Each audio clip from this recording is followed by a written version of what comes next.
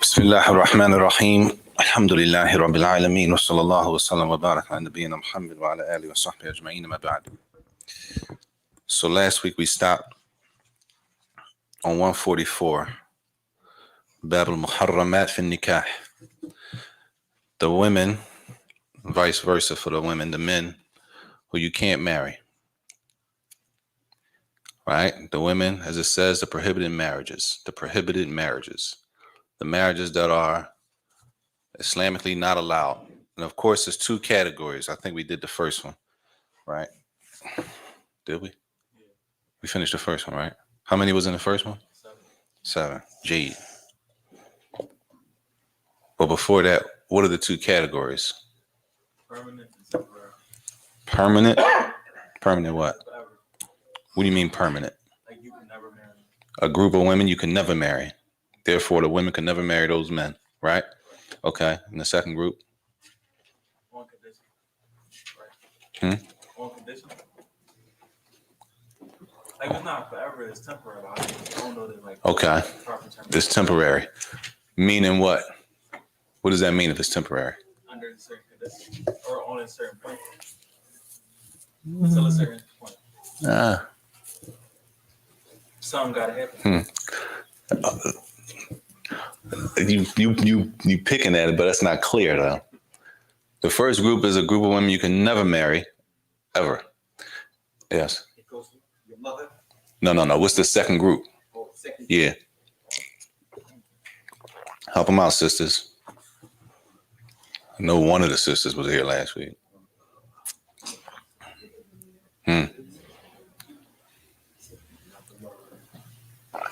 Can't do the Jeopardy song, can we? Yes, Jake. It goes, I think, I remember what you said. I'm trying to remember, inshallah. Well, we don't want the people right now. All we just want is the two groups. Two groups. One of the groups was, That's the people. The group, she's in that first group. You can never marry those 7 women, right? And the second group is what? If it's temporary, that means what? Within a period of time. Meaning you can't marry them right now. For a reason. There's a reason you can't marry her right now. There's a reason, sister, that the woman can't marry that man right now. But it doesn't mean they can never get married in the future. Okay? You with me? Mm-hmm. No, we ain't get to what they are yet. We just want to know what's the two groups. Right? One group, you can never marry them. Ever. And the second group, you can't marry them right now, but it's possible in the future they can get married. Okay? That's on page 144. We stopped at we did the 7, right? The mother, and it says no matter how high the ascendant, which means what? The mother you can never marry. The 7 prohibited due to kinship, nesib. 7 women you can never marry based on your relationship with them, your relative relationship with them, kinship. Who are they? The first one that says mothers. You can never marry your mother, and then it says next to it in English. No matter how high the ascendant. What does that mean? Grandmother, great-grandmother, great-great-grandmother. No matter how far away she is, she's still considered from the line of the mother. Clear? Tayyib. Daughters, no matter how low the descendant. You can never marry your daughter. All right? Great-granddaughter, great-great-great-great. You can never marry them. Okay? It says full and half sisters. What's a full sister? Same mother, same father. And a half sister? They got the same parent, just one of the same parent. Tayyib. 4 and 5, they separated them. We got one name for 4 and 5 in English. No. Nieces and aunts. I'm sorry. What I say, 4 and 5? Yeah, 4 and 5. The brothers. Nah. Your bro- no, You don't got the book? daughter, Huh? I'm looking at the book, shit. Yeah, your brother and your sister's daughter, Saajid. Which is who? That's not it. Yeah, that's it. Oh, would you? Who are they in English? Your nieces. We say your nieces. They specifically your brother's daughter and your sister's daughter. You can never marry. They put them separate numbers. Okay. Number 4 and 5. You can never marry any of your nieces. A niece can never marry her uncle. There's no time where it's going to be allowed for that. Okay. These 7 are never allowed to be married. Tayyib. Number 5 and number 6. I'm sorry. Number 6 and number 7. These are the last 2 from the 7. Which are who? Paternal aunts, right? It says no matter how high the ascendant, even if it's your great aunt, great and all that, you can never marry your aunt. And the same thing on your mother's side. None of the aunts can be married. Okay, clear? From the The wife's mother is from that mother, right? what mother? The people you could not marry. From those 7 right there that we just talked about. Oh, you didn't name it, but I was just asking. Gee, we're gonna get to that. That's coming, inshallah. Tell you, how many was that? 7. That was 7, right? Tell you, all together is 18.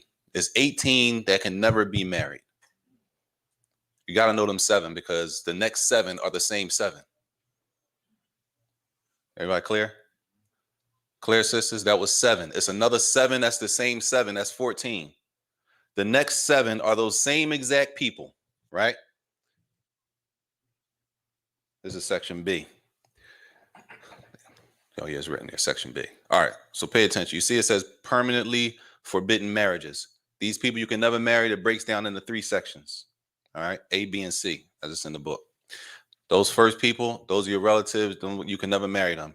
Letter B, the 7 who are prohibited. Those first 7, right? But if we say it like this, you can never marry your mother who's not your blood mother, but let's just say, for example, when you were a baby, your mother took you next door to the sister next door when you were like 8 months, and she used to breastfeed you because your mom had to work, right? The woman that breastfed you becomes your mother. You can never marry her. Everybody clear? Sisters, y'all with me? Clear? That means also that woman's daughter becomes your sister. Clear? There you go. Everybody clear? All 7 of those, the same 7 apply if it was due to breastfeeding. Allah Akbar. Huh. If you did marry like the sister, you ain't know she was sister, whatever. That marriage is wrong. If you end up marrying like her daughter, whatever, You didn't know, and you didn't know. Yeah, that'll be dealt with. You didn't know. You can't intentionally marry her, right? Knowing that that's your sister from radha, from breastfeeding. All right, clear. So what does that mean? Your mother from breastfeeding, your daughter from breastfeeding. You can have sisters from breastfeeding. You can have nieces, and all of those, they can come. You can have those people who are not your actual blood, but they can be related to you. If we say related through what? Breastfeeding. So that's 7 and 7. Those first 7, if it came that those people became your family through breastfeeding, then those 7 people can never be, you can never marry them either. Clear? How many is that? It's 14. All this is based on the ayat coming on the next page, page 145. The verse on page 145 is Dalil for these people who we can't marry. Tayyib. That's 14, right? Letter C, which is Jim, Indi, Arba, min as-sihr wa hunna. It says 4 more women that you can't marry due to what? Marriage. Due to marriage. Okay? These are permanent. Yeah, these are permanent. These are all under the permanent. You can't marry 18. There's 18 women you can never marry. Okay? We got the first 7. Clear? Then the second 7 was the first 7 if it happens due to breastfeeding. Those same women do the breastfeeding, you can't marry them. Even though it's not your blood. Even though, right, y'all wasn't raised in the same, none of that. She's far away. If you were breastfed off of that woman's breast and the time frame and all of that, you can't marry them. They become haram to marry forever. Okay? Has anybody ever and know anybody who did that before? It happens for different reasons, right? It could be, let's just say the woman needed somebody to breast. Maybe her milk wasn't coming, right? She took her next door to the sister next door. They might have been pregnant at the same time. She took it to the sister next door. The sister breastfed her son, and the sister had a daughter, right? That means they were suckled off the same milk. They can never marry. They become sisters, brother and sisters through breastfeeding, and that becomes the boy's mother through breastfeeding. طيب. Now, the last 4, it says, due to a sihri, which is marriage, which is the in-laws, which is what he's talking about. Ummahat al-zawjat wa in alona. The mother-in-laws, no matter how high they are, which is your wife's mother, right? Your wife's mother or your wife's grandmother or your wife's great-grandmother, right? Everybody with me? Clear? You can never marry your mother-in-law. طيب. وبناتهن وإن نزلنا إذا كان قد دخل بأمهاتهن. This one has a condition on it. This one has a condition connected to it. It says your stepdaughter, right? And we deal with this a whole lot. You marry a woman, she already has a child, right? That's a stepdaughter, right? That becomes your stepdaughter, right? طيب. It says you can never marry your stepdaughter. It says no matter how your stepdaughter or however low it goes, right? It says as long as sexual relations has occurred with their mother. Once you consummate the marriage with her mother, you can never marry her. Clear? You marry a sister. Sister marries a brother. Sister has a daughter in the house. Brother, they get married, right? I was going to say the brother moves in, but we won't use that example. That's going to open up another door. We get there later, inshallah, right? They get married. She has a sister. That means that her daughter is his stepdaughter. Everybody clear? That's easy, right? Cool. Let's just say, for example, he married the sister. When he married his wife, he was in another state. Right? They get married on a Friday. He says, I'm flying in on Monday. Inshallah. Cool.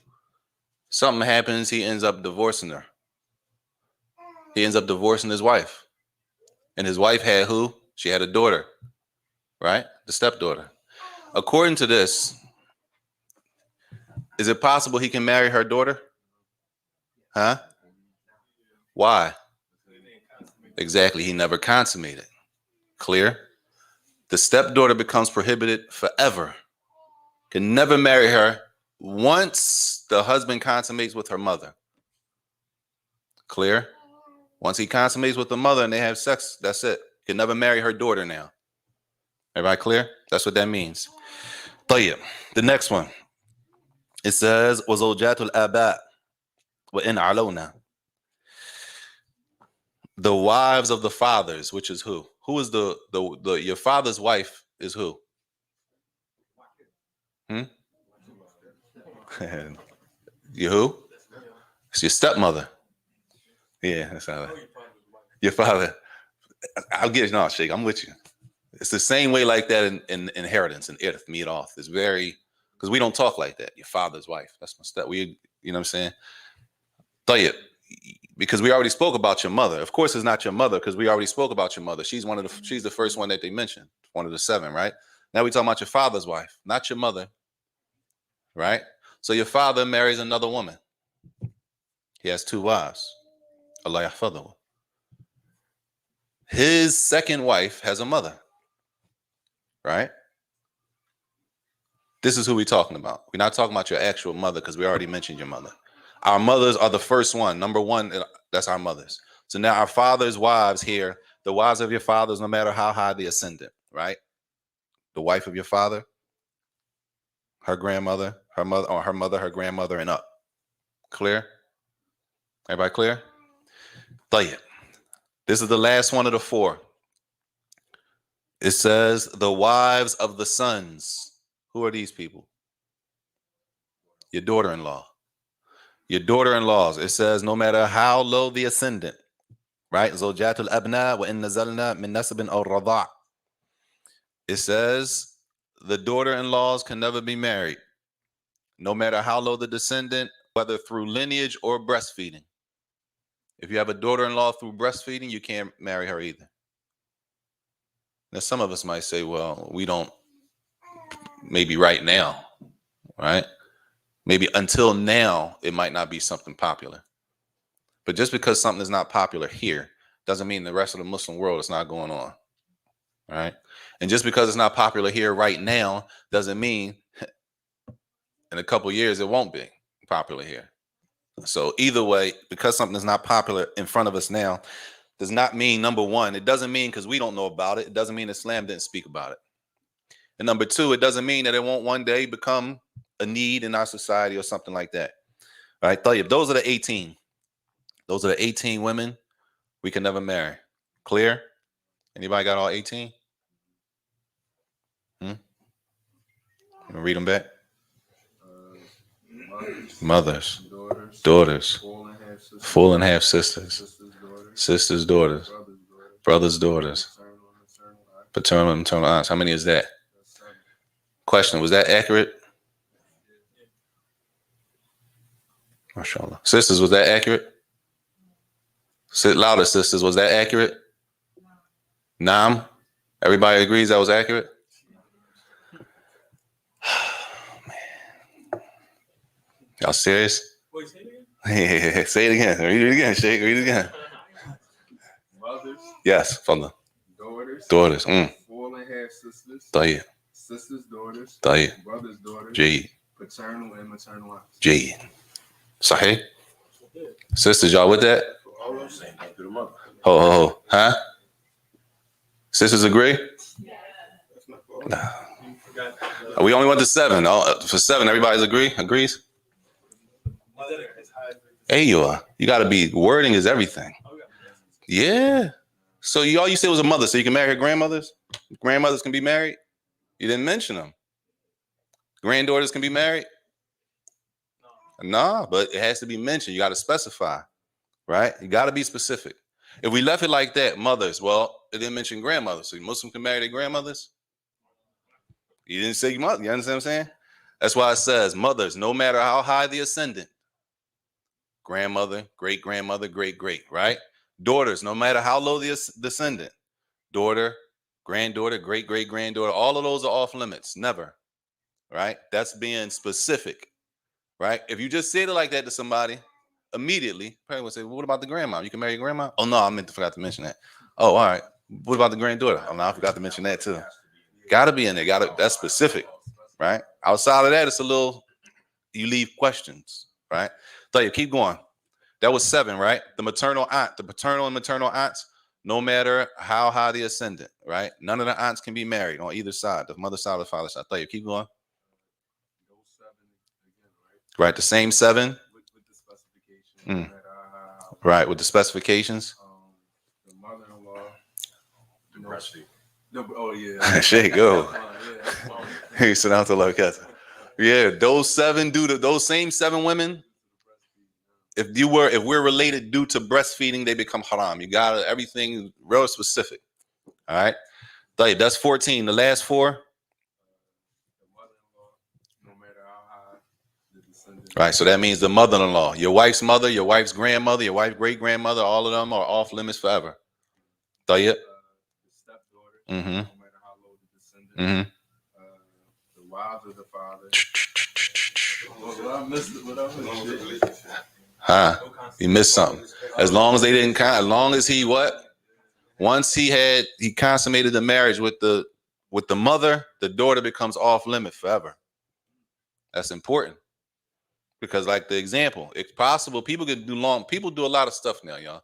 People get married in prison. man's in prison. He married a woman on the street, right? She got a daughter. He divorced her before he come home. I ain't gonna use that example. I'm just saying. I'm sorry. It's real, ain't it?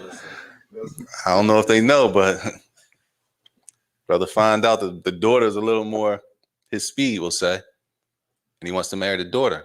You say, well, haram, you can't marry a daughter. Haram, you can't marry her daughter. Is that true? No. Huh? That's not. It depends. What do you mean you can't marry a daughter? Why not? Because you was married to a mother. Well, I was married to a mother, but I never consummated. It's a difference. You see what makes it specific?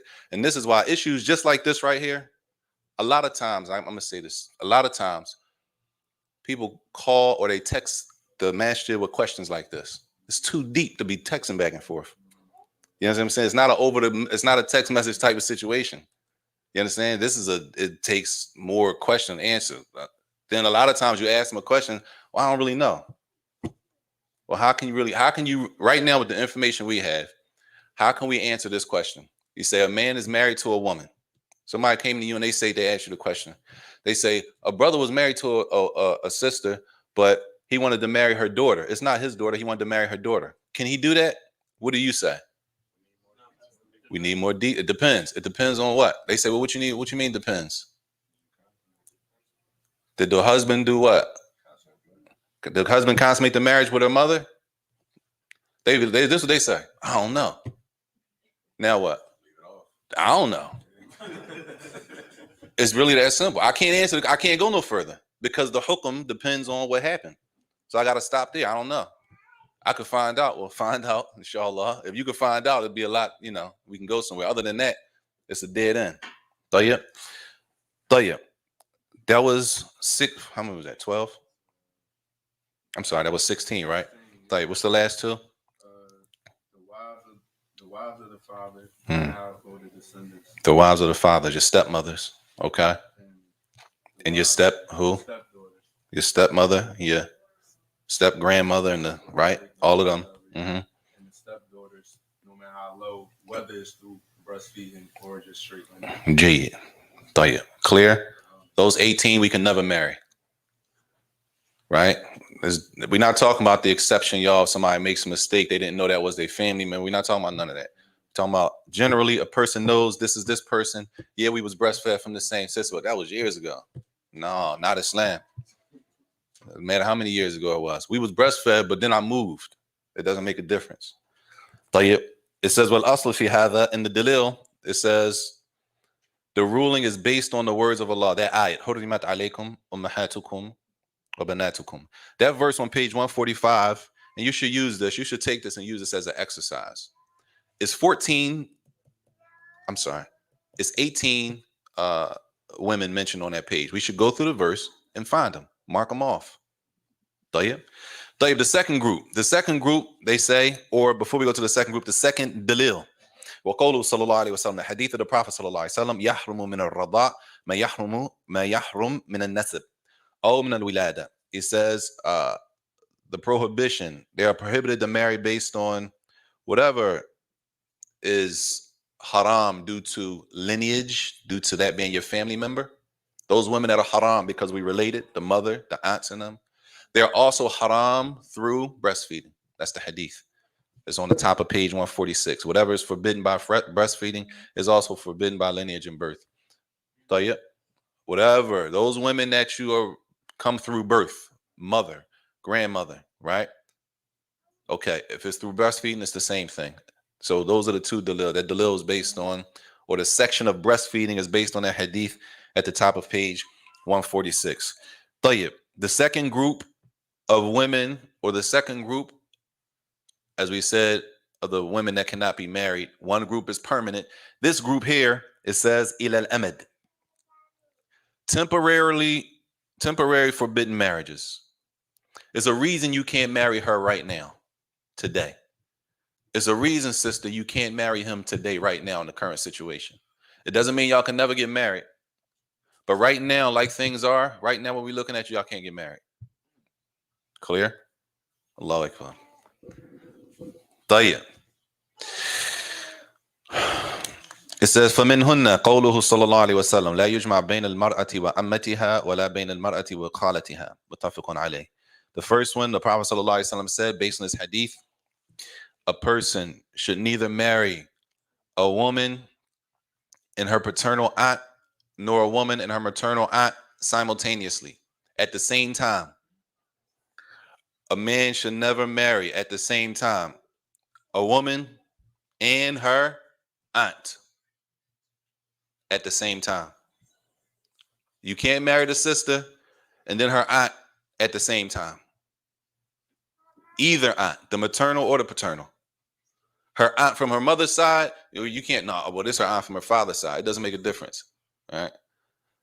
If you're married to the sister, you cannot take her aunt as a second wife or a third or a fourth, to be clear. Why? Because you're already married to the woman. And Islamically, based on the hadith, we're not allowed to combine, have these two women as our wives at the same time. Clear, sisters? No matter how much of a benefit the man may be to both women. Right? The man may be a benefit to his wife, and it may be a benefit to her aunt too. Right? But in this case, they can't be married. Why? Because in that case, we'd be going against the hadith where the Prophet ﷺ said, do not combine between a woman and her aunt. He said maternal and paternal. He said, ammatiha wa khalatiha. Amma is the aunt from the father's side, and khala is the aunt from the mother's side. Tayyib. Tayyib. It says B, if you have the book. B. Also, who you cannot marry at the same time. You can't marry her now. But that doesn't mean a little down the line, right? It says, مَعَ قَوْلِهِ تَعَالَى, Allah said, وَإِن تَجْمَعُوا بَيْنَ الْأُخْتَيْنِ. You can't marry two sisters at the same time. Two blood sisters, right? We can get there. Two blood sisters, right? Everybody with me? Sisters clear? The sisters could be twins, right? They could be twins, or they don't have to be twins. They could be 10 years apart. It doesn't make a difference. They're sisters. You can't marry them at the same time. So you have two wives, and your two wives are actually sisters. Islam doesn't allow that. Haram. Clear? Now, what if he married one sister, divorced, and didn't want to marry the other sister? That's different. Huh? I thought you said haram. All right. Based on right what we're looking at, as long as not at the same time. This is another thing. What we do and what we prefer to do, or how we look at it, who does that, that's not the issue. Everybody doesn't live in our bubble. People live in their own bubble. And in their own bubble, they don't look at things the way we look at it. But the thing is, Islam regulates all bubbles. If that makes sense. I just made that up. Islam regulates this bubble we live in, their bubble that they live in, and all the bubbles around. Islam regulates the bubble for the Muslim. So inside of our bubble, for example, we might not, well, who marries a sister? Like, why would you do that? We might not do that. But you don't know why people who live in a different part of the world, they got different situations, they have different living conditions. You don't know why they do what they do. Can they do that Islamically or not? That's all we want to know. If they do, alhamdulillah, they are in line with the Sharia. They haven't gone against what Allah's Messenger sallallahu alaihi wasallam laid out. Whether we choose to do it or not, that's a different conversation. We're not talking about our personal practices. I ain't into that. That's you. We're talking about what Islam allows us to do, though. So that was the second group. It says, and this has to do with jama', right? That you're combined at the jam, meaning, as they say, simultaneously. You're marrying two of them simultaneously at the same time. So your two wives, right, is a sister and her aunt. It's not permissible. Your two wives are two sisters. Islamically, again, that's not permissible. Tayyib.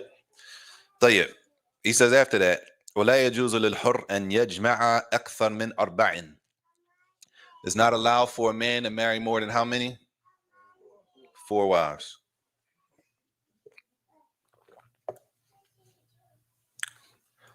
Tayyib. Allahu Akbar. It says, وَلَا لِلْعَبْدِ أَنْ يَجْمَعَ أَكْثَرَ مِنْ زَوْجَتَيْن. And it is not allowed for a slave to marry more than 2. Does anybody know why? Even though we don't have slaves. You can't really roam how They might, I'm just I saying. don't want to get too much. No, I'm just saying they might be all in the same area. Right? The ruling for slaves are half of what a free person gets. The ruling for slaves are half than what a free person gets. A free man is allowed to marry 4 women. A man that's a slave, a male slave, is only allowed to marry 2. Wait, sit down, tell the kids. When it comes to the sisters at the same time, is it paternal and maternal? Does it matter? You said when it comes to what? The 2 sisters at the same time, Oh, who you can't marry? right? Is it maternal or paternal? Does that matter? Allahu Alam. From what I remember, it doesn't. That is general. But I can double check, inshallah. I'll double check.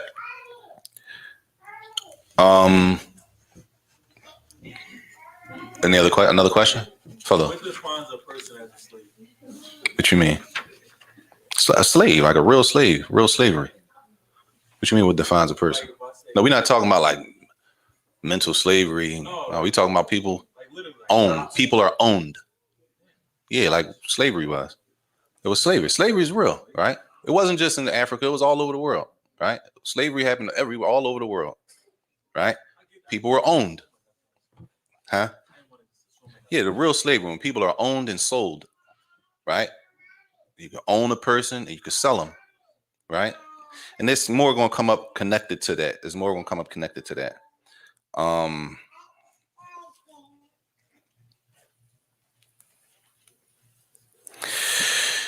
طيب.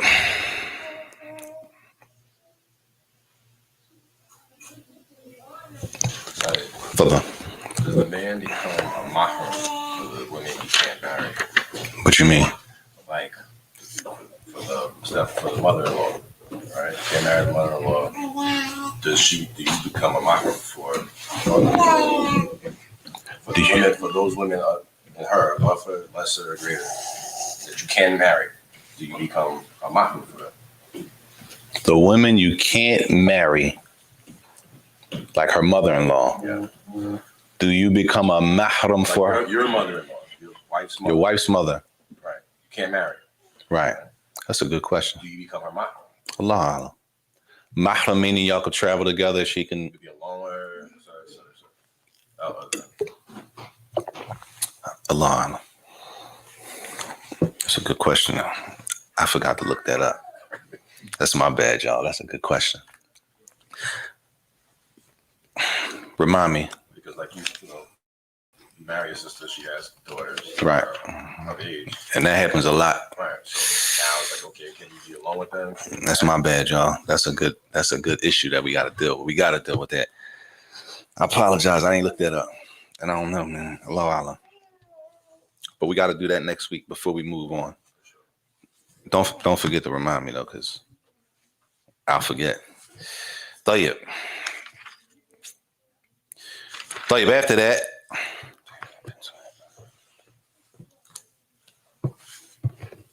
Where's that pencil? Slipping. طيب. He says, وَأَمَّا مِلْكِ الْيَمِينِ فَلَهُ أَنْ يَطَعَ مَا شَاءَ.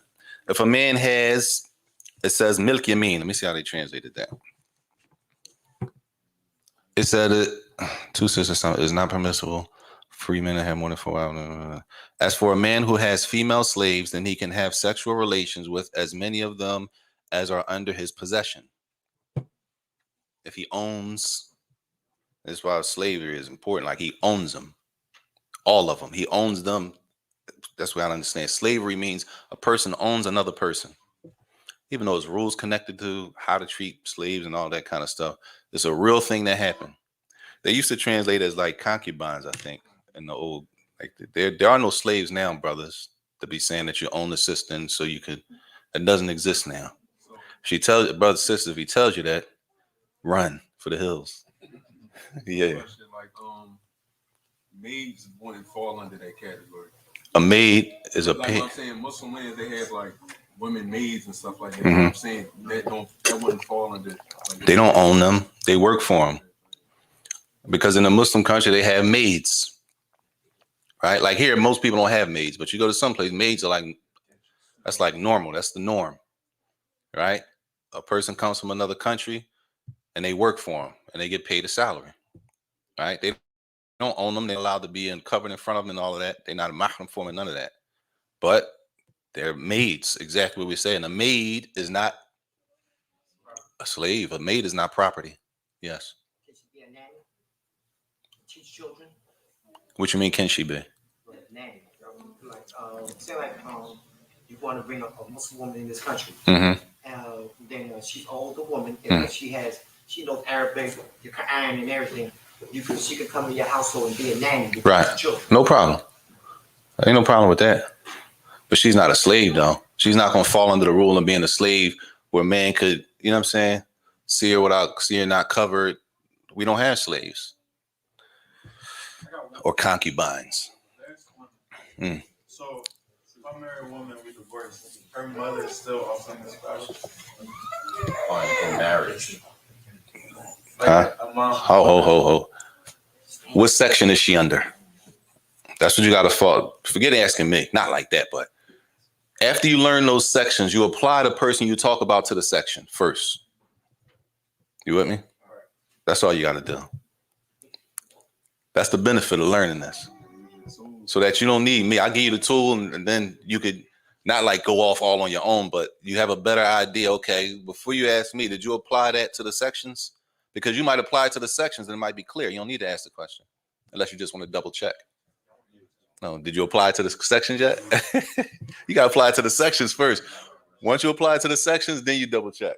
Don't be scared to apply it. I think he's asking in the sense that with the category that you said, she's permanent. Like you never can marry her. Okay. That's only while you're married to the woman.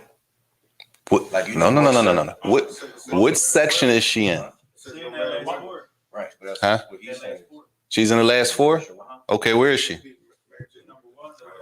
Number one in the last four. It says what? Mother-in-laws, no matter how high the ascendant. This is in the first 18 women. Right? This is not under the second. The second 18 means what? You can't marry her right now because of a reason. So a daughter-in-law would be available if there's no consummation with the mom. A daughter-in-law is available if there's no conversation. Would not be available if there's no consummation with the daughter-in-law. Right. Clear. You gotta apply it to the two main groups is permanently can never marry him, and then the other main group is temporarily can't marry him. Temporary is a reason why I can't marry her right now. Right? And then the other ones I can never marry him. Right? You look at those 18, whoever you're talking about, which category is she in? And then that's how you start. And it might be clear. Oh, that's right there. Oh, it's done deal. And the verse is right there on the next page. You want to start there. All right. طيب. He says, وَإِذَا أَسْلَمَ كَافِرٌ وَتَحْتَهُ أُخْتَانِ اخْتَارْ إِحْدَاهُمَا. If a kafir, a non-Muslim man, he's married to two blood sisters. Right? A non-Muslim man is married to two blood sisters.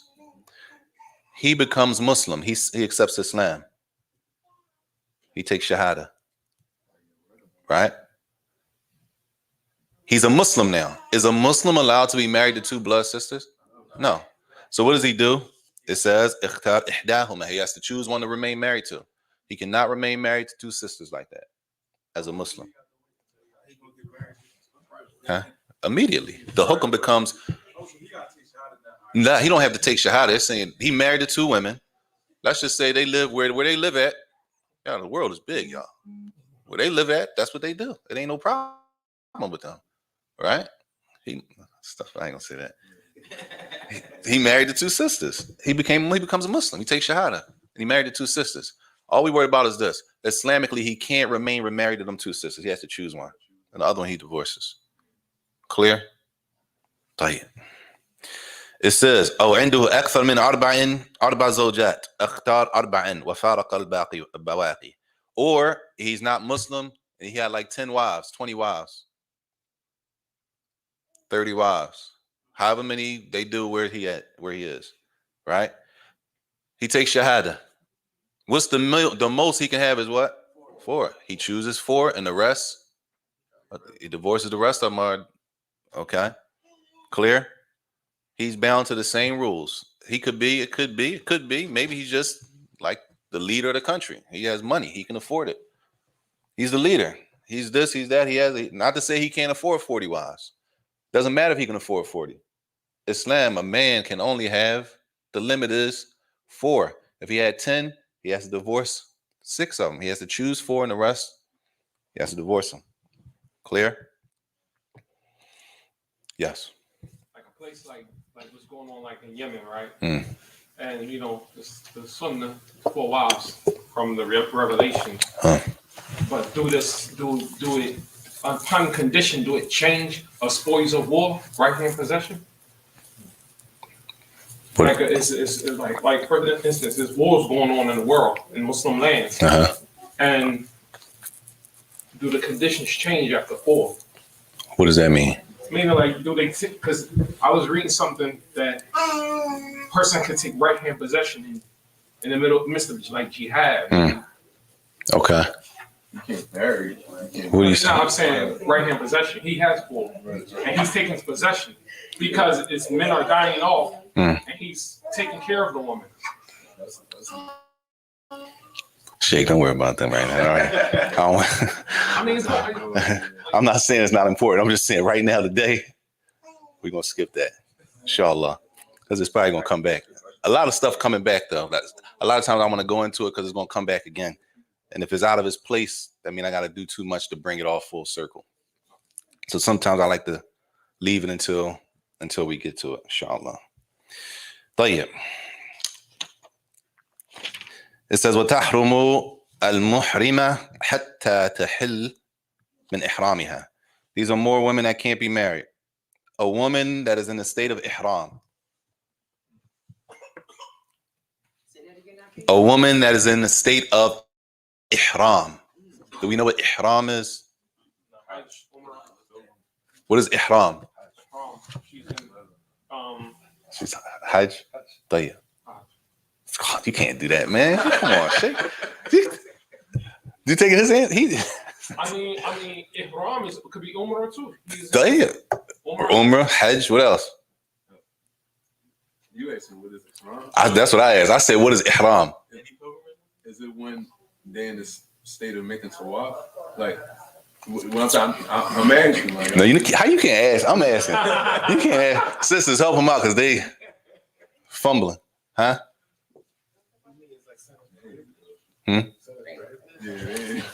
Yeah. That's good. When things that would normally be prohibited, I mean, non-prohibited, prohibited. Yes.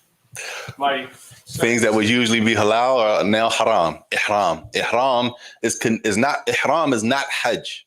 And ihram is not Umrah. But ihram is connected to Hajj and ihram is connected to Umrah. Okay? Everybody with me? In the book, it just says ihram like that. It says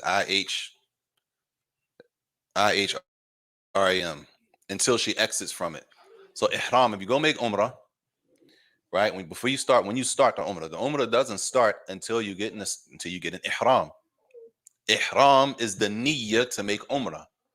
So from this point on, right? From this point on, I make my niyyah for Umrah, or it could be Hajj, right?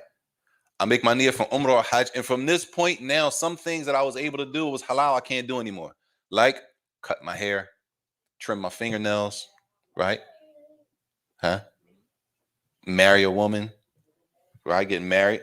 And that's why it's mentioned here. There's some things when you get in ihram, some things that was usually permissible, you can't do while you're in ihram. While you're making Hajj and Umrah, you can't do these things. Clear? From the things, a woman in the state of ihram, you're not making Hajj or Umrah. But you see her, right? You see her. She's in ihram now. She's making Hajj or Umrah. You can't marry while she's in Ihram until she finishes. When does she finish? She finishes once she finishes the rites of Hajj, or if she finishes her Umrah. Once she finishes Hajj and Umrah and she's done her Hajj or she's done her Umrah, and y'all want to get married, now y'all can get married.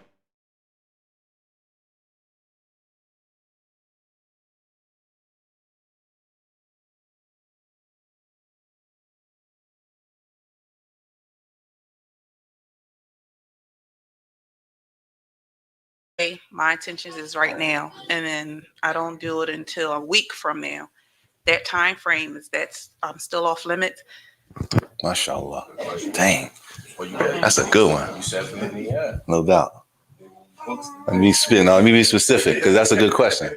طيب, the ihram doesn't, the niyyah for Hajj or for Umrah doesn't happen, right? Let me rephrase that. Say for example, we all in Philly, right? I'm going to make Hajj this year, I'm going to make Umrah this year. That's a niyyah. That doesn't start your Hajj or Umrah though. Your Hajj or Umrah doesn't start until you get to a certain place called the miqat. Once you get to this certain place, you can't go past, let's just, for example, it's not like this, but it's like this. You can't, if you're going to make Umrah in the Haram, the Kaaba is towards 52nd Street, right? You can't go, if you're going to make Umrah or Hajj, you cannot go past 41st and Lancaster Avenue without making your intention for Hajj or Umrah. If you go up to 43rd, then you're like, you know what I'm going to make? I forgot to make my intention. No, you got to come back to 41st Street. That's the miqat. So the intention starts when you get to the miqat, right? And they're different miqat depending on what part of the world you're coming from, based on the statement of the Prophet ﷺ. So a person makes the niyyah at the miqat, at the designated place where the Umrah starts for you. Once you make your intention at that spot, right, now she's off limits. Not the whole time she's in America waiting to go to Umrah next month or waiting to go to Hajj next month.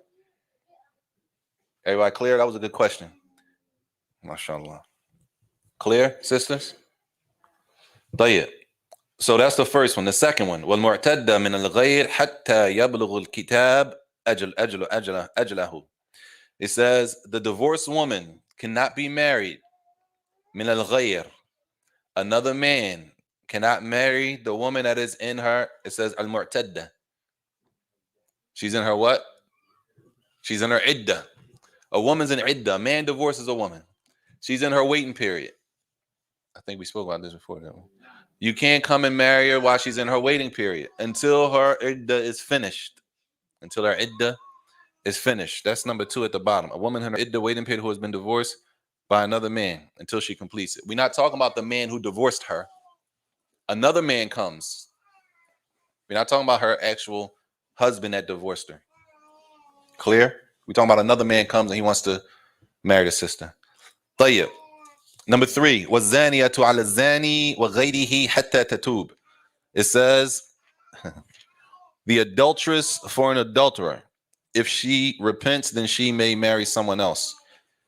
It says, the third woman that cannot be married. It says here, الزَّانِيَةُ وَالزَّانِيَةُ عَلَى الزَّانِي وَغَيْرِهِ.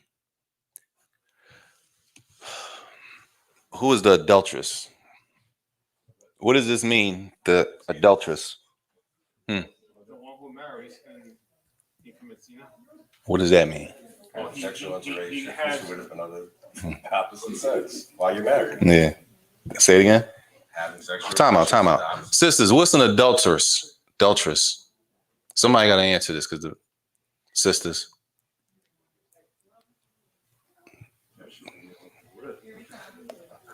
I'm not moving. I'm not going on until the sisters answer this one. The adulteress.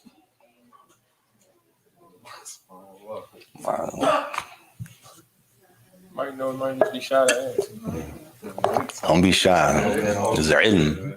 This maqam is a maqam of ta'lim. This is a circle of learning. We learning. Nobody's gonna be held. We learning. Who is the adulteress? A married woman that sleeps with somebody that's not her husband. Jade. Allah Akbar. That's important. Pay attention, y'all. Zina, adultery, is not just a person. It is. This is adultery.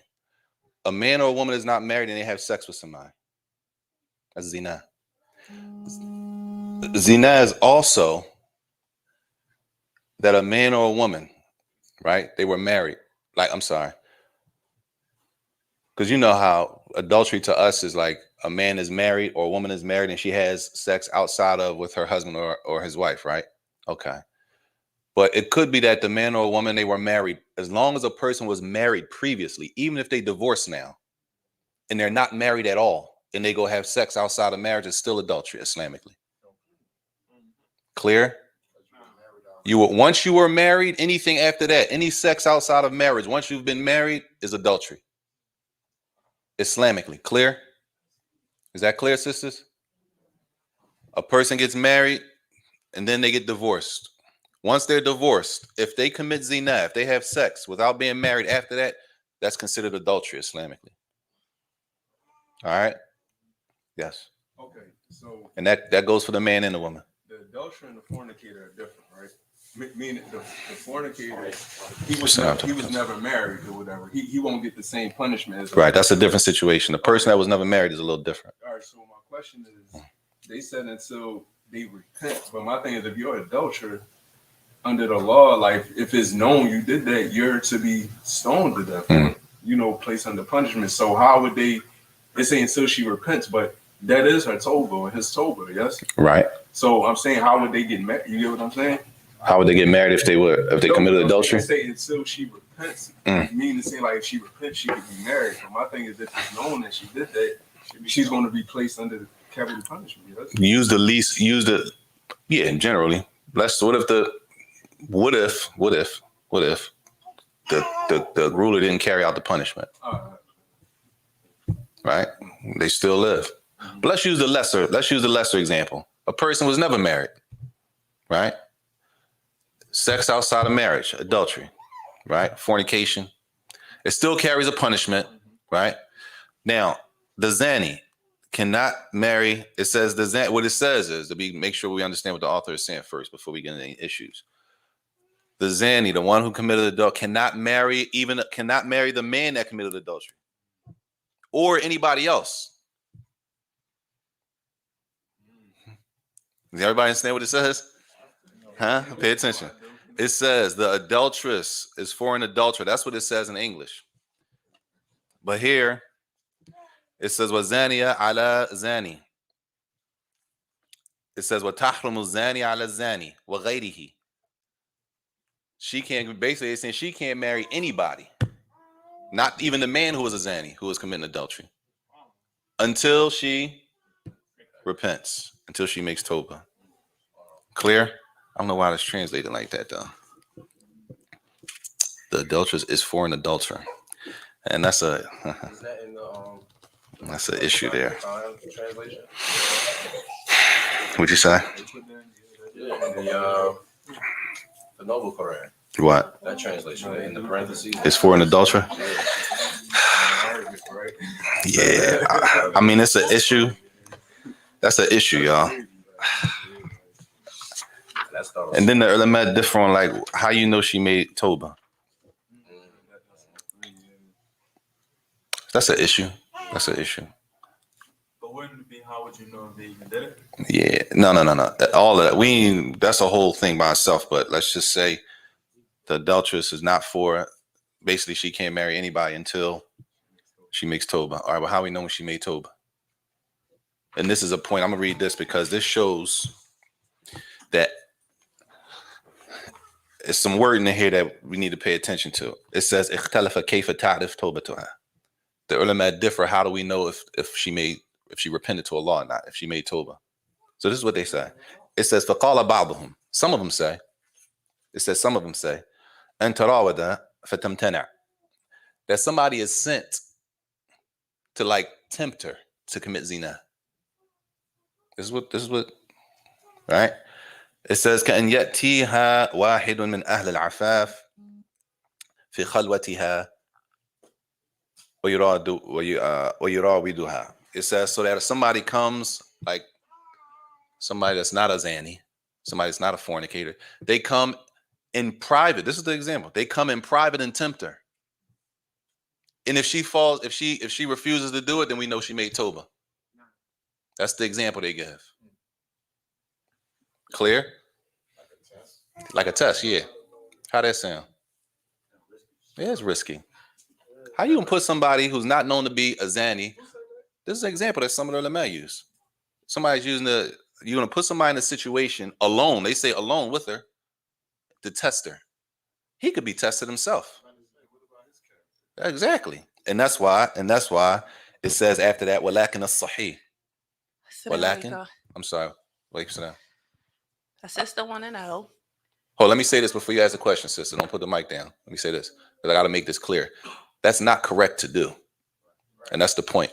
The point is that's not correct, and this is why he says walakin as-sahih. What is correct? This is the way he says. What is correct is, which is a nice way of saying that's wrong. You don't do nothing like that. You don't put nobody in a situation that's going to jeopardize them falling into zina, trying to test somebody else to see if they repented from zina. So you don't do anything like that. Point to show that these are ulama. This is a example given by some of the scholars, which means this shows you the human element in ulama. They're humans, right? According to the other scholars, that's a bad example.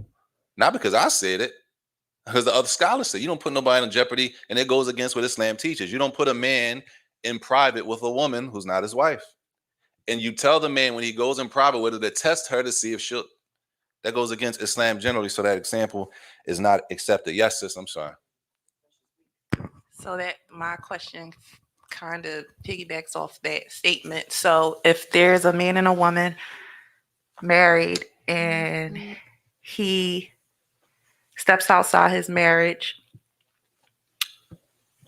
fornicates with the woman, and then marries her, would that marriage still be permissible, or would they have to have offered Tawbah for that to happen? A man is married. He cheated on his wife. Right. You said stepped outside. I want to make sure we're on the same page. Okay. He cheated on his wife, so right? he cheated on his wife. He then married the one he cheated on. He cheated with. Would their marriage be halal, or would they have to have offered Tawbah and then get married? No doubt, Tawbah has to be. Well, yeah. No doubt they have to repent to Right. Allah, right? But just you said the adulterers cannot marry each other. Right. No, exactly. Meaning until they repent. Basically, what that is saying right there, right, in the book, is basically saying this. The fornicator adult should not marry, no one should marry them while they're in that state until after they've repented. Why? Why should nobody marry them while they're in that state? Specifically, the woman. She might be pregnant, right? Well, even if the man is a zani, even if the man is willing to fornicate with her, they call it, it's kind of graphic. We could just say this: you don't know whose baby it is. It can get to a point where she's pregnant. Whose baby is it? We all know that problem. That's not like something strange to us, right? That's something that we live in a society people don't know, right? And that's part of it. So what it's saying is that they will both have to make Tawbah. Number one, that's what it's saying. Basically, the fornicator or the is not married off to anybody until they make Tawbah, right? And there's a lot of detail that will come with that. This is like super general, y'all. Super general, yes. So what about like the person who's already married to that person? Mm-hmm. Where does that put that marriage? What you mean? What does it put it? Because let's say the husband said, she with someone else. What about his wife now? You're not to be married to a Zanny. He's now a Zanny, she's not. Right. What's the status of that relationship? It depends, man. And I say that because I'm not saying y'all, but people. I don't know if you heard that. Oh, I'm sorry. The question was, he said, what does that leave the woman who's not a Zanny? She's not an adulteress, not a fornicator, when her husband goes in, cheated on her. How does that affect their marriage? Because the sister asked about, can he marry the second one that he cheated on? He's asking about, what about the first marriage? If he's an adulterer, he's a fornicator, and his wife is not, how does that affect their marriage? Right? No, not going to be healthy. And then, is it still valid? Can he still be married to her? I don't want to answer that on camera because people take that kind of stuff and start applying it in their houses. And a lot of times it's not how they explained it.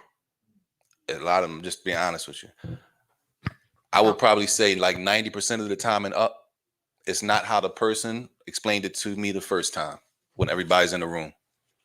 So I don't want to say something like that and then somebody go and then start applying it in their house and then they want to come in like next week, like, yo, I don't think we married, right? Because of a general, you know what I'm saying? A lot of these issues, when you start applying them to people's situation, you have to have detailed, sit down, back and forth, question and answer. Not, I don't really remember. No. This, you talking about some of these issues. You talking about zina. You talking about a person that we was under Muslim, like you talking about death, punishment. You talking about real stuff, separating marriages and stuff. This is not a general type talk. You leave here and you start, I got the brother right here. He was saying it. 46 minutes. Nah, you got to come, sit down, bring the brother in. Where's the brother? No, it takes a lot to get to that type of end. And Allah knows best. I have a question. Fadlan. What there's different levels of zina. So what level of zina are we talking about? What you mean, different levels? Like there's zina of the eye or zina of the hand, zina of the private parts. No, we talking about the private part. As everybody, Bani Adam, humans have their share, as the hadith. Everybody has their share, right, of zina of the eye, for example, something like that. We talking about the zina that warrants punishment, right? We talking about the zina that warrants, we say, capital punishment in the courts. Zina, like, you know what I'm saying? It's gonna be beyond unhealthy. So we talking about we talking about the highest level, sister. Just to be clear, the highest level of zina, which is sex outside of marriage, right? In certain countries, possibly. Lash you out, right. And that comes the stoning, the crimes and punishment. There's a chapter for that. It's a chapter for that. At the end of the books of fiqh, that comes at the end, all the way at the end of everything, like towards the end, before the foods. There's a section on crimes and punishments. The crime that a person does and what's the punishment for it. As people say, you cut hands off. Well, how much a person steal for that to happen, right? How much does a person have to do? Somebody got their arm broke. Well, I need to break your arm. Is that possible to break your arm? And just how just Islam is. A person breaks an arm, shatters a person's bone. They was fighting, such and such happened. He hit him with something. So now he says, well, I deserve my right back to shatter his arm. They say, listen, you can't just go shatter his arm because there's no way you can guarantee that you're going to shatter his arm the exact way he shattered yours. That's how just in Islam is. If you can do it exactly what he did to you, that's one thing. That we can carry that out. If you can't do it exactly how it was done to you, right, that crime or that, then we can't put that punishment on that person, or you can't just allow that to happen. But that's another another discussion. طيب. It says وتحرم المطلقة ثلاثا حتى تنكح زوجا غيره ويطأها ويفارقها وتنقضي عدتها. This is important. Brothers, how many people here married? All right. I don't know, sisters, how many of y'all married? Can't see how many hands, but pay attention. You can't play with divorce. Divorce is not a word you can say to your wife and then reel it back in. I ain't really mean that, John. People do it all the time. I divorced her, but I was mad. Okay. Who divorces a woman over some Shirley Temples? Y'all having a good old time. You be like, you know what, man? It's been going good this long. Let's just end it. Like, who did that? Of course you was mad. The point is, you cannot divorce a woman and then try to reel the divorce back in. Like, no, it don't count. No, it counts. Sister, you can't reel back in a khula. You ask for a khula. He give you a khula, then you say, no, I ain't really want it. I didn't really mean to ask for it. Nah. These are things that are very sensitive, if we could say that for the least. The word divorce, when you divorce, is very sensitive. It's going to count whether you meant it. I was upset. That's what most people, he was mad. Okay. He comes and I was mad. What does that mean? You being mad doesn't mean that the divorce didn't count. Everybody clear? How about you say she's not happy? You being mad, a man being mad, and he divorces his wife, He tells her you're divorced because he was mad. It counts. She asked for a khula. She's upset. Just let me go. She has Right? a specific reason. We're going to get to that because a lot of reasons, y'all, and I say this now, a lot of reasons that the sisters have are valid reasons for khula. We just don't know they valid reasons for khula. So we think they don't have reason to ask. But that's a clear reason to ask. She asked for a khula and the man gives it to her. It counts. You can't come the next day when you settle down 2 days later. I ain't really mean it. No. They're very sensitive. Tayyib.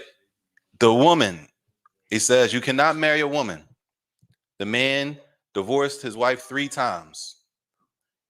Right? He can't marry her. It says until she gets married to another man. Right? The other man has sex with her. Right? The other man then divorces her. And then she sits through her whole iddah period. Clear? That's what has to happen after a man divorces a woman for 3 times. And if she intentionally goes and marries a man to do that, to marry her old husband back, it doesn't count. If she messed up. He divorced her. They all messed up. Oh, I don't know why I did that. Tripping. We got to get back together. Can you repent? Right? We got to get back together. They repent for what? They ain't do nothing wrong. He divorced her. He can divorce her. Ain't no sin in divorcing her. The problem is you divorced her 3 times. Now you cannot marry her. She's not allowed for you to marry her until 4 things happen. She has to marry another man. The other man has to consummate the marriage. The other man has to divorce her. Not so you can marry her, y'all. This is just, they live in life. They live in life. She married a brother, and then it ain't work out. And then once he divorced, she's in iddah. She has to wait for her iddah. If that happens, right? And they didn't intentionally, she didn't call her brother like, listen, let me just set something up so I can marry my old husband back. Like, no, that doesn't count. It's not going to count. Even if they did sit down, it's not going to count if they intentionally set it up to get married again after he divorced her 3 times. Everybody clear? Sisters, is that clear? If a sister intentionally goes and marries another man and does all of those things just so she can marry the first man back, if he's worth all of that, if she sees him to be worth to do that much, and she intentionally does that, it's still not going to count when she go marry him back. That marriage to the old husband is not going to be valid. What it's talking about, these 4 things, it's a life situation. Her husband divorced her 3 times. They split. She went and got married. Right? The husband she was married to him for however long she was married to him. It didn't work out. He ended up divorcing her. Right? Guess who come walking down the street? Guess who was in Family Dollar today? Right? Her old ex-husband. If that's the case and it happened like that through life process just naturally, then that's one thing. But if a woman intentionally, or for her and the man, they set up for somebody to intentionally just marry her real quick. Because I can't marry her until, no, that's not. Even if they did get married after that, it's not going to count. Clear? Allah protect us. طيب. ويجوز الجمع بين الأختين بالملك. It says it's allowed for a man, not marry y'all, to own 2 slaves that are sisters. Right? Talking about slavery. It's 2 slaves that are sisters. He owns 2 of them. That's no prohibition in that. But remember, it says if he were to have sex with one of them, right? لم تحل له الأخرى حتى يحرم بالموتوعة بإخراج عن ملكه أو تزوج لها. It says even if he owned 2 slaves that were sisters, that's not an issue. But if he has intercourse with one of them, now the other one is haram for him. Right? The other one becomes haram. This is on page, and this is at the end. We almost done. The 147, that first paragraph. It's permissible for a person to own 2 sisters simultaneously, to own them. However, if he has sexual intercourse with one of them, then the other becomes impermissible for him. Right? It says until he makes the former one impermissible for himself by selling her, or she gets married. So what does he do? He sells her. Right? Like you're talking about real slavery. He sells her, or she gets married. She becomes haram for him. You're not having intercourse with 2 women that are sisters. Okay? طيب. And he said, even after that, after it's clear that she's not pregnant or anything like that, Islam, if we don't take anything, we take this. Islam, one of the 5 things that Islam came to preserve is the lineage. This is super important in our deen. Knowing who your father is and who your family is. This is super important. Not just who your Muslim family is. Knowing your family, your lineage is very important in our deen. For brothers or for sisters, for brothers to cut off their children. It's not Islam. This is not from Islam.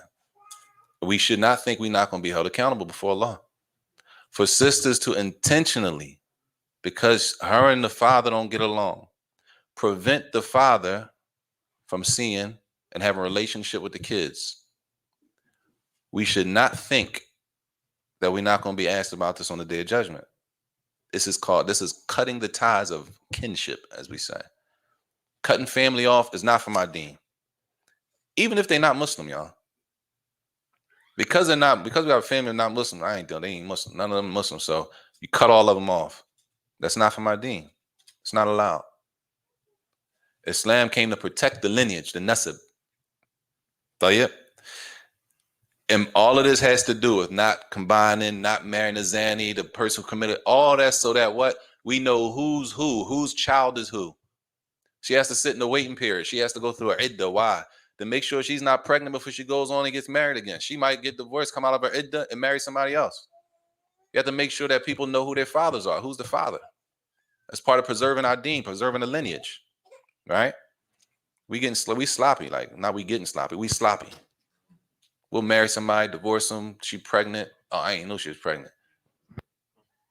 Like, I'm just saying. See, you know what I'm saying?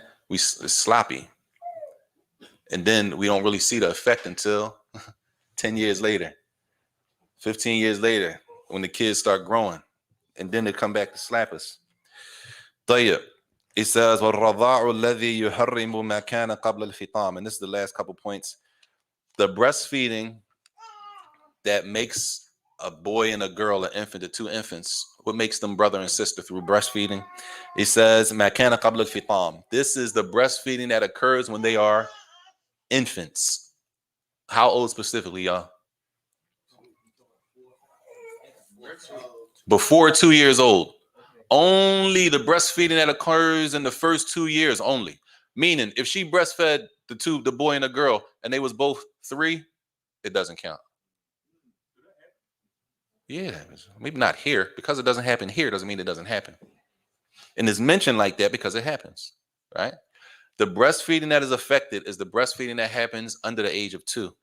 Those first 2 years of breastfeeding. Clear? Everybody clear? Fumble. Doesn't have to be a certain amount of breastfeeding also. We ain't get there yet. We getting there though. That's the next one. وهو 5 رضعات فأكثر. It is 5 sucklings or more. And the ulama differ, honestly. The scholars differ. How many times does a baby have to feed on the breast for example, for him and that girl to become sisters, or for him and that boy to become brothers? How many times? How many breastfeeds does it take? Some say 1. Some say if he breastfed off of her 1 time, khalas. That's his mother through breastfeeding. That's his sister and all of that. And they say because the ayat that mentions that, it didn't mention a number. The ayat doesn't mention how many numbers. So some of the scholars take position if it's even 1. Some say 5, because of hadith that pertaining to 5. The opinion of the author, it says 5 or more. 5 or more. Okay? Not, and they this is how specific they get. Not that the child is breastfeeding, right? And then the baby comes up for air to breathe, and then he continues breastfeeding. That's considered 1. Clear? The baby comes off the chest for air, and then the baby goes back on. That's 1 breastfeeding. That's considered 1 suckling. But what if the baby gets up, the baby's full, the baby goes to sleep, and the baby wakes up, right? A couple hours later, it's the same day. Baby's hungry again. Feeds off of her again. That's 2. You understand? So they say if it's 5 or more, then that's when it counts. 5 or more, and they have to be how old? Under 2 years. After 2 years, if it was 5 or more, it's not going to count. Tayyip? Is it both, or it only has to be one or the other? What you mean? Under 2, that counts alone, and if it's 5 or more, that counts alone. Or does it have to be if they're under 2 and 5 more times? 5 or plus Combination. combination. Yeah. If I understood you right. Is that weird? Yeah. They got to be under 2 years old, right? And they have to suckle at least 5 times or more. It can't just be one, right? If they're under 2 and they never suckled, it don't. And if they're over 2, it don't apply, right? Yes. I have a question. If the brother had 2 wives and the other wife is sick and she has a child, she can't breastfeed. Can the other sister do it? A brother has 2 wives. Yes. If the other sister is ill, she has a child. Can the other sister breastfeed her? Or him, or whatever. Can a co-wife? Why not? I'm thinking why not? He said if he said a man has 2 wives, one of his wives is sick, she can't breastfeed the baby, so her co-wife breastfeeds the baby. I gotta think about that shit. We both got to be pregnant though, at the same time. Oh, I ain't getting into I that. mean, wouldn't that go back to the initial start of the whole class? Which was what? For the Prophet because he had a wet nurse. He's saying a man got 2 wives, Right. one of them is sick. It's just like the Prophet had a wet nurse, and he breastfed off somebody that wasn't his mother. No. So You have 2 wives. You. Right? You take your son to breastfeed on your second wife. Right, but that's what I'm saying. What would be the difference with that? And I'm kind of confused. I'm trying to talk it out. I'm kind of confused. I'm trying to talk it out, but it ain't really working for me. I'm gonna come back, Shaq. I can't. I'm thinking. Yes. It's all this based on the Islamic calendar. What? All the rulings based on the Islamic months, not the Bulgarian, the Christian months. Yeah. When we say years, we're talking Islamic years. No doubt. Islamic years. That's a good point. Not 2022. No, because it could be. It could be if we use the Islamic. If we're not using the Islamic calendar, then it could be a little. It's a little off. It is. It's a little off because it's 2 different calendars. That's a good point.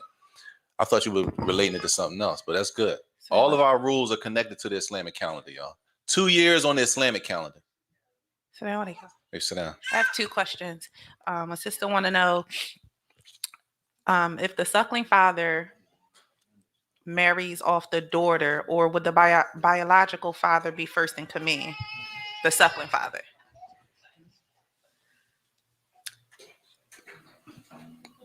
The suckling father. So for example, my suckling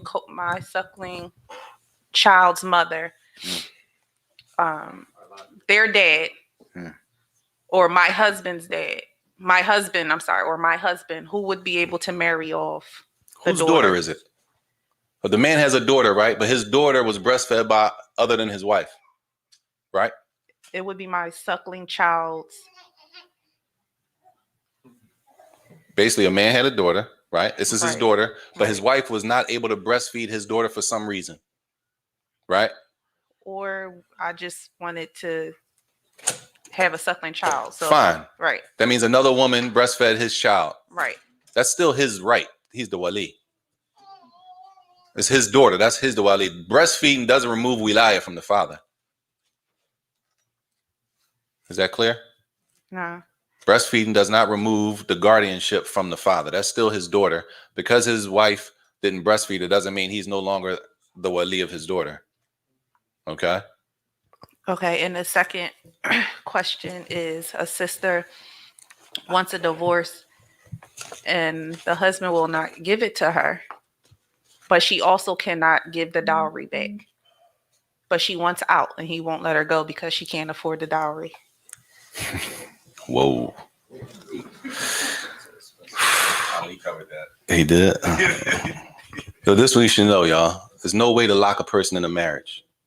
We think we can lock people in marriages. Brothers think they can lock women in marriages. Islam don't allow nobody to be oppressed, the man or the woman. Now, it's a procedure, though. It's a procedure, right? And in that case, the man doesn't want to divorce her. The sister wants to be released. She can't afford. So basically, she can't afford a khula. Right. Okay. But she wants out. She's separated. They don't live together. See, that something like that is a discussion, because now the question is, what's going on? Because the option, and we're gonna get to that later when we get to the bab al khula. When we get to the khula section, the what we don't talk about is a fasakh nikah, which is annulment of the marriage contract. And we tell people all the time when they come here to get married. Would that also be a form of oppression? It depends on what's going on. It depends. I can't say because a man won't divorce his wife is oppression. I don't know what's going on. Depends on what's going on. It could be, right? It definitely could be. But just me, a man not divorcing his wife, I can't say that's oppression. I don't know what's going on, right?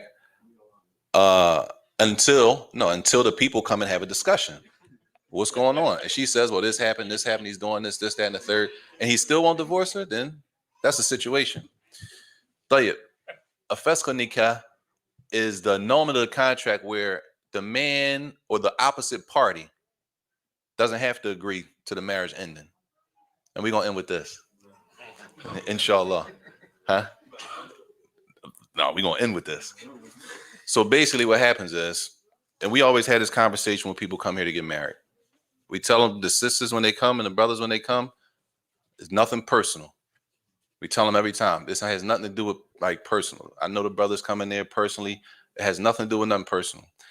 If you come here, Islam doesn't allow the man to oppress the woman, and Islam doesn't allow a woman to oppress the man. The divorce is in the hands of the man. So let's use what happens more times than the other way. More times than the other side, a situation like a woman or a woman comes, she says she wants out of the marriage. The man won't divorce her. Generally, well, what's the problem? Why you want out the marriage? He's doing this. Like, boy, out of pocket. Hands down, he out of line, y'all. According to what the woman comes and says. Now, I'm just giving y'all a scenario. This is not like one person situation that I'm putting on the table. This happens all the time. This is like a regular I'm not saying it's good. I'm saying this happens all the time. A sister comes, brother out of line, according to what she's saying. He might be cheating on her. He might be in the street. He might be selling drugs. He might be getting high. He might be doing this. He out of line. She don't want to be married to him no more. He refuses to divorce her, right? Because that's the one option is what the man divorces her, right? But what if he refuses to divorce her? Then what? What's her other option? She can get a khula, right? She asked the man, she said, listen, here's your dowry. Just let me go. Release me from the marriage. Give me a khula.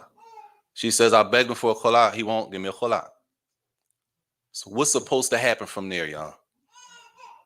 No. What do we think supposed to happen? He's a drug dealer. He getting in shootouts. He cheating. She's supposed to just, that's just supposed to go like that. Just be patient. Like Islamically, be patient until her house gets shot up, until she's in the car with the baby and the car gets shot, until this happens. Islamically, be patient. That's the only options we have. And a lot of sisters, a lot of brothers think that's it. So she just gotta just be patient, inshallah. Right? But realistically, there's a thing called fasakh nikah, annulment of the marriage contract. And we tell everybody that come here, a fasakh nikah does not need the approval of the other party. Meaning, and it's a process. I'm just speeding it up for the sake of time. In that case, because this what happens. He won't give you a divorce. No. He won't give you a khula. No. Tell him come down. He don't want nobody in his business. So he don't want to talk to nobody. He won't divorce her. He don't want to talk to nobody. He don't like y'all. He don't take from y'all. We'll go to who he take from. That's what they say. They say, well, he don't take from y'all, so he's not going to come here. Cool. So why, if he don't take from us, go to who he takes from. He go to such and such. Well, go up there. They'll deal with it. They told him be patient. What's supposed to happen? You understand what's going on? And the sisters think, and the brothers think, they think that this is just the norm. So sisters end up leaving thinking Islam just allows women to be oppressed. I could just sit here, and he can keep doing what he's doing, and every marriage that I go to tell me to be patient. Waleed's supposed to be involved. The problem is the wali's not involved, and he hasn't been involved. That's part of the problem. So point being, after that, there's what's called a fesq nikah, which is a procedure, which means at the end of the procedure, what happens? A ruling comes down from a group of Muslims that listen, you two are no longer married from this day forward, whether the man agrees or not, whether the woman agrees or not. That's called annulment of the marriage contract. It doesn't happen like that. You don't wake up today and then tomorrow you say, you know what, this marriage over. It don't work like that. It's a whole procedure. But does Islam have something in place so that the man can't be oppressed and the woman can't? Everything is lined up for us. If we don't use it, that's on us, y'all. If we're not using things from our deen, that's our problem. That's not to blame Islam. I have 2 more questions. Yes. First question is, if a man and woman are married and the husband or the wife just ups and leave, are they still married with no explanation of why they left? They just separated. Technically, yeah. No matter how long they're separated. Depends on how long. It depends on how long. It depends on contact with the other person. It's a lot of things working to depend on. That question is very general. Technically, they still married. Now, in order to get into specifics to say no, a whole lot more information needs What to if be this for is that. just a standard abandoned marriage? What does that mean? No communication. He just went to a whole nother state and no communication, no I'm leaving, nothing, just up and leave. I'm gonna use this example, y'all. This example. And I'm not saying you, sister, because I'm not saying it's your situation, but questions like that come all the time. Then when we sit down and talk, did you call him? No. I'm serious. It might sound crazy, but I'm serious. Did you reach out and try to call him? No. So how you know? All you know is abandonment. Like, in order to get to the bottom of situations like that, it has to be a lot more questions, right? Why? Because it's another person involved. And if we left it like that, let's just say we took everything that she presented in the question, right? And we just took that and we made a hukum on it. Where is that going to lead us to? That's going to lead us to ending the marriage, right? Without even speaking to the other party, without even trying to reach the other party. These are people who might got kids involved. There's a whole lot of stuff on the line for us to move like that without any details. You understand what I'm saying? So generally, all they can say generally starting, they still technically married. And how long? Well, how long does that have to be? It depends on the again, the contact of the person. It's very situational. That's all I can say, honestly. It's just situational. It's not like a cookie cutter answer. Cookie cutter? Yeah. It's not like a cookie cutter answer. It's very situational. I would need a lot more detail to be able to answer that. Okay. And the second question is, if neither party is married, both Muslim, they have sex, have a child, and then they marry. Is that permissible, or would that fall under the Toba part also? They're not married and they have sex and right. They have a child and then get married. She's pregnant and got married. While she's pregnant? Nah. While she's pregnant? Yes. Dang. You just made it even, the plot thickens. Even though this happens a lot, y'all, I would go back and watch the Child of the Bed lecture on YouTube that Ali did. It's a lot of detail in that lecture. Number one, sisters, y'all done? Or y'all got another conversation? No, we're done. Oh, all right. No, I'm talking about the ones that was talking behind you. Unless they want to come. Nah.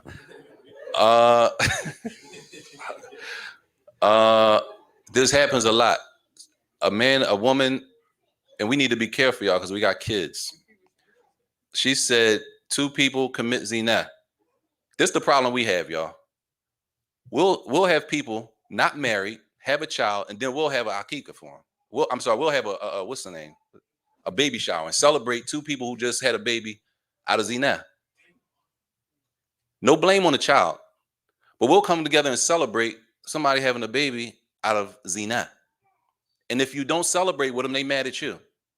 That's a problem. Normalizing that type of behavior is a problem. The people who made zina should feel some type of way. They're wrong. It's wrong. Islamically, it's not acceptable. right? It's not acceptable Islamically. They should feel some type of way. They should feel that people not celebrating, y'all had a child out of zina. That's aib, like that's haram. No one is haram. That don't mean you can't make tawbah and repent for it and fix it, right? It can be fixed, but we got to understand that's not right. I don't know how plain to say it. That ain't right, y'all. It's not right that kids and people are having babies and then they want to cover it up and fix it and hurry up and marry. You wrong. Like you did wrong. You need to make tawbah before you get married. So to answer the question, it can be fixed. It can be fixed. That situation is fixable, inshallah.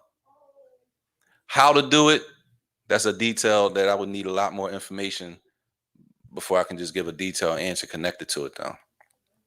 And Allah knows best. But we need to tighten up, man. Stop letting everything slide. We let everything slide, y'all. We here with all these Muslims, everybody walking around looking like Muslims. We let anything go. Anything goes. People shout out, we just still celebrate them like that's cool. When we gonna stand up and be like, man, you out of line? Ain't nobody dealing with you. When we gonna do that for deen? If it was for something to dunya, it was some money or something, we cut each other off, right? We make a person feel like I'm not feeling you. I ain't saying we got to cut people off all the way, but if it was about some money, some dunya, something like that. He married sis and you really wanted to marry her, right? We start cutting each other off and make each other feel some type of way when they come around. People commit zina, get on the internet, post it, they partying, we won't say nothing. We go down there with them. Where's the shyness for the deen? Standing up, yo, that's wrong. I'm not supporting that. Why we can't do that? Of course, we're going to be the bad guy. We scared to stand alone. Rujula, it's called man up. That's what we call it in our language, man up. Stuff is wrong. We got to call a spade a spade. It's okay. Don't mean we hate the person. Doesn't mean because we don't agree with the person knowing that we hate them.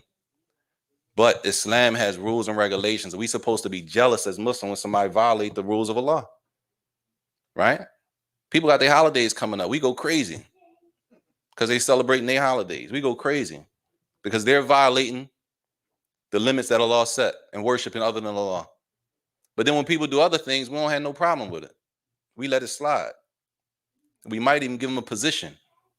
We mess around and give them a position if they got enough, you know what I'm saying? Enough status. We mess around and put them in position.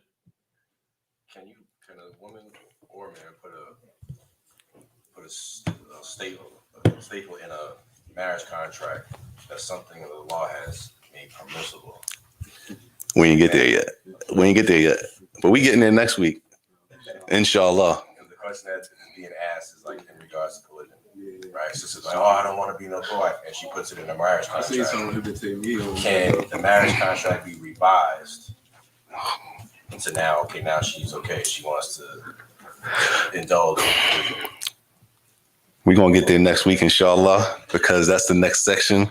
The conditions in a marriage contract. Can a woman stipulate in her marriage contract that she doesn't want to be in polygyny? Can she do that or can't she do that? That's next week. And I'll say this before we end, y'all. We do understand what a contract is, right? We understand what a contract is, y'all? Two parties coming together to agree on something. Once a person puts a stipulation on a contract, like we do understand you don't have to accept that, right? If you accept it, that's on you. But it's a contract. We're negotiating. The general contract, and this is the last. The general contract is that the woman gets what based on the general contract? She gets a dowry and what else? Food, clothing, shelter.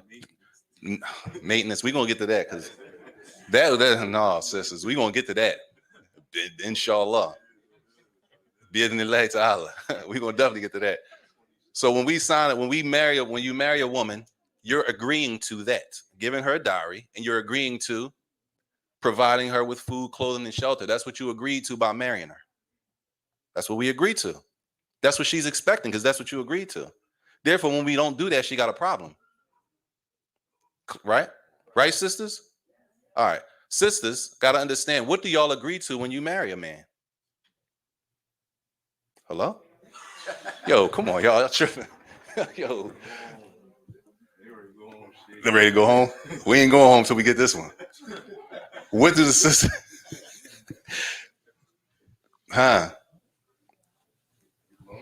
Stuck for the law, man. We did this last time. The sisters agree to something. The basic general contract. A man agrees. It's a contract between a man and a woman. That what? We become halal for each other. The man agrees within that general contract, food, clothing, shelter. He agrees to do that. I'm going to provide that. The woman agrees to what? Huh? Say it again. You can say it. Don't be scared. Yeah, we don't. You can say it, but just obey. The man is the leader. The man is the leader. He's a leader. She agrees to be at his whenever he's needed. Whenever he needs to be intimate with her, she's there for him to be intimate outside of the times when we're not allowed to be intimate with women, which are what? On their menses, huh? During the daytime of Ramadan, right? Right? During those times when we can be intimate with women, that's one thing. But outside of that, the woman agrees in the contract, a general contract, that she's there whenever the man wants to be intimate with her, along with the other things that go with the marriage. Now, anything on top of that, that a stipulation comes to, we'll deal with that next week, inshallah. Wa sallallahu wa sallam wa barak ala nabiyyina Muhammad wa ala alihi wa sahbihi wa sallam. You got to remind me about them issues because I forgot to look that John up for real.